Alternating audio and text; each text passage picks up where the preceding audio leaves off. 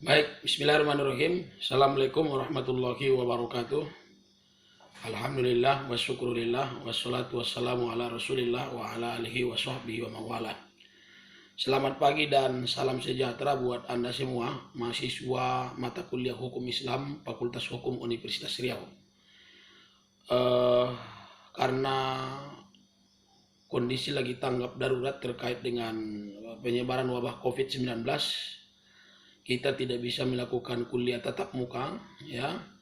Jadi video ini adalah berisi konten dan bahan materi perkuliahan yang mudah-mudahan mampu membantu Anda untuk mengupas tuntas terkait dengan seluk-beluk hukum Islam.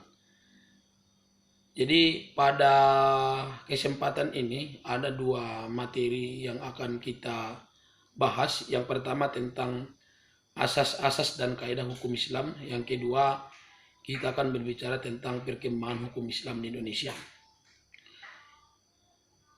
Saya berdoa mudah-mudahan Anda dalam keadaan sehat walafiat dan tetap melaksanakan aktivitas perkuliahan dengan sistem yang sesuai dengan kondisi, ya. Dan saya berharap di antara kita juga tidak ada yang terkena virus COVID-19. Amin ya rabbal alamin.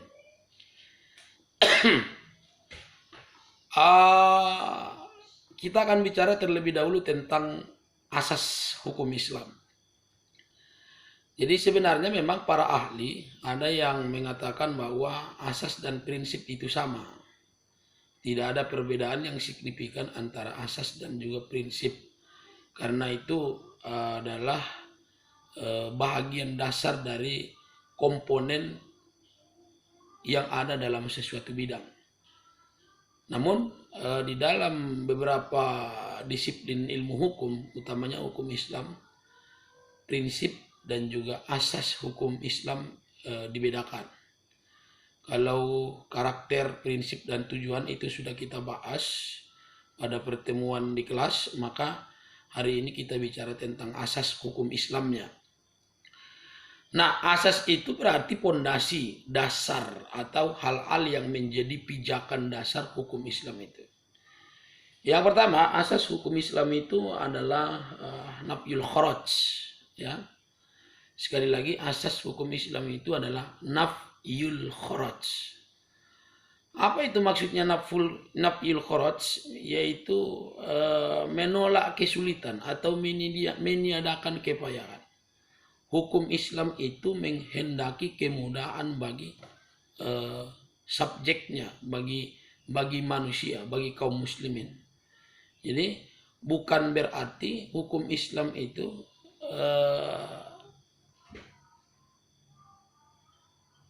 kesusahan bagi subjek hukumnya. Pada prinsipnya hukum Islam itu memberikan kemudahan. Jadi nafyul kharaj maksudnya menolak kesulitan, menolak kepayahan. Makanya kalau kita lihat struktur daripada hukum Islam itu, ya, alternatifnya sangat banyak dan juga pilihannya dari plan A, B, dan C itu ada. Tujuannya apa? Agar tidak ada yang merasa disulitkan atau disusahkan dengan berlakunya hukum Islam. Seperti kajian kita tentang bersuci, ya. Tidak ada air, maka batu pun boleh, atau daun pun boleh, atau tisu pun boleh, ya. Jadi tidak ada yang sulit. Tidak bisa berwudu, bisa tayamum, ya. Jadi tidak ada yang sulit. Tidak bisa sholat berdiri, maka duduk, ya, dan juga sampai seterusnya. Itu adalah contoh-contoh yang pada prinsipnya memakai asas hukum Islam yang pertama, yaitu nafyul kharaj. Yang kedua namanya adalah dilalatut taklif. Maksudnya apa ini? Bukan qilatut taflik, qilatut taklif. Ya, meminimalisir kesulitan, meminimalisir kepayahan. Memang pasti ada hukum itu terasa berat. Pasti ada hukum itu terasa susah, ya kan? Tapi di dalam hukum Islam dia diminimalisir. Qilatut taklif, mensedikitkan kesulitan. Maksudnya apa?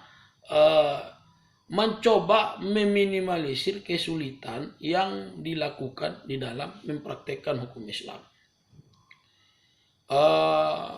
Tentu kita melihat memang bahwa seperti pada Nafyul Kharaj tadi saya sampaikan, ada fase dan ada tahap dan juga ada plan A, B, dan C di dalam hukum Islam itu manakala seseorang berada dalam kondisi tertentu, ya kan? Misalnya seseorang sedang berburu, ya, kemudian di saat dia berburu tentu sulit baginya untuk membuat hewan buruannya itu bisa disembelih, karena kenyataannya bisa jadi pada saat ditembak sudah langsung mati tanpa disembelih. Nah, hukum Islam membolehkan dengan catatan baca bismillah, niatkan untuk menyembelih, maka hewan buruan yang halal, ya, hasil buruan tersebut halal, dalam tanda kutip dia tidak mati dalam keadaan bangkai, itu dia, ya. Jadi qillat taklif, meminimalisir kesulitan. Yang ketiga namanya tadarruj. Asas hukum Islam yang ketiga itu namanya tadarruj, berproses, bertahap. Hukum Islam itu tidak langsung plong diturunkan haram, tidak. Ya. Hukum Islam itu diturunkan secara berperiode, bertahap, berproses. Contohnya adalah eksistensi haramnya khamar. Awalnya Allah mengatakan la taqrabus sholata wa antum sukara. Jangan kamu laksanakan sholat dalam keadaan mabuk. Kemudian datang lagi ayat wa yas'alunaka 'anil khamri wal maisir qul fihima ismun kabiru wa manafi'u lin-nas wa ismuhuma akbaru min naf'ihima. Ya. Dan kalau kamu ditanya tentang khamar, katakan di dalamnya ada manfaat, ada mudrat, tapi mudratnya lebih besar daripada manfaatnya. Nah, jadi kemudian baru datang ayat terakhir. Ya ayyuhalladzina amanu innamal khamru wal maisiru wal ansabu wal azlamu rijsum min amali syaitan fajtanibu. Ya kan? Baru Allah katakan, jauhi, tinggalkan. Nah, jadi bertahapnya, tidak langsung plong haram, tidak. Ada prosesnya, ya. Kalau kita lihat juga sejarah tentang kewajiban sholat, kewajiban puasa, kewajiban zakat, itu tidak langsung turun secara satu fase, satu tahap, tapi ada fase-fasenya. Ada tahap-tahapnya, ya. Kemudian sesudah itu ada prinsip atau asas keadilan. Ya. Maka adil dalam hukum Islam ini adalah asas yang tidak bisa ditinggalkan. Banyak sekali, ya, keadilan ini dipakai sebagai pijakan dasar di dalam konteks asas hukum Islam. Di dalam Al-Quran surah An-Nisa ada ayat tentang poligami, ya. Tapi biasanya ayat ini dipotong ujungnya, ya, padahal ada sambungnya. Yang biasanya pangkihu matobalakum minan nisa masna wa sulasa wa ruba. Nikahi kamulah perempuan itu 2, 3 atau 4, ya. Tapi sebenarnya ada pangkalnya atau ada lagi sambungnya. Ya. Fa in khiftum alla ta'dilu fawahidatan aw ma malakat aymanakum. Kalau kamu takut tidak adil, maka satu aja. Jadi esensi asas yang dipakai asas keadilan. Ya. Jadi tidak bisa tidak bisa disampingkan bahwa asas keadilan ini asas utama dalam eksistensi hukum Islam. Kemudian asas estetika, ya, asas keindahan.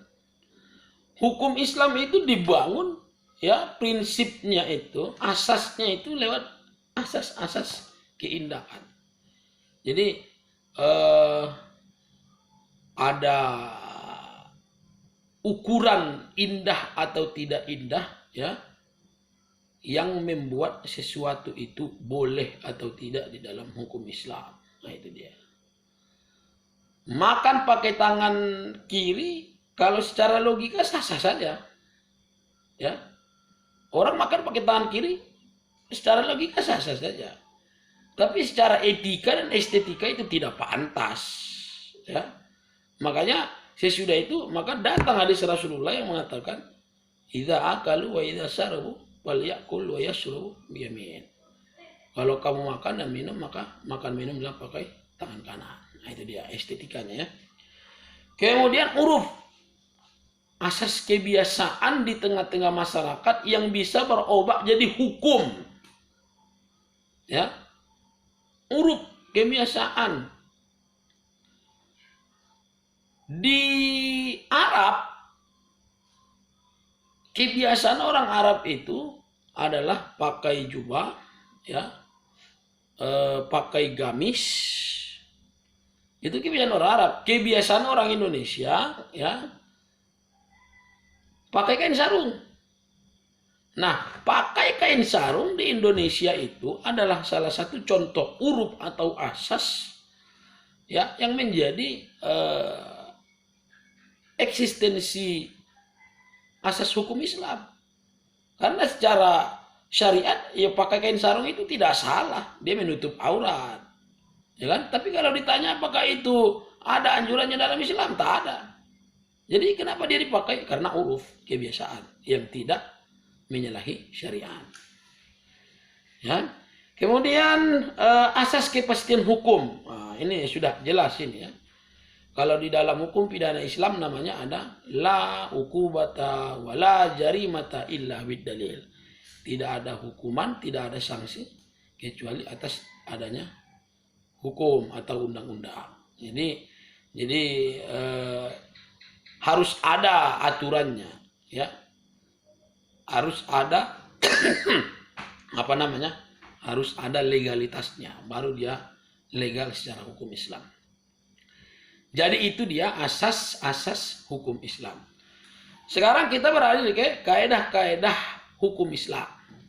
Ada 5 kaedah utama di dalam hukum Islam, sekalipun ada puluhan-puluhan kaedah cabang yang ada di dalam hukum Islam.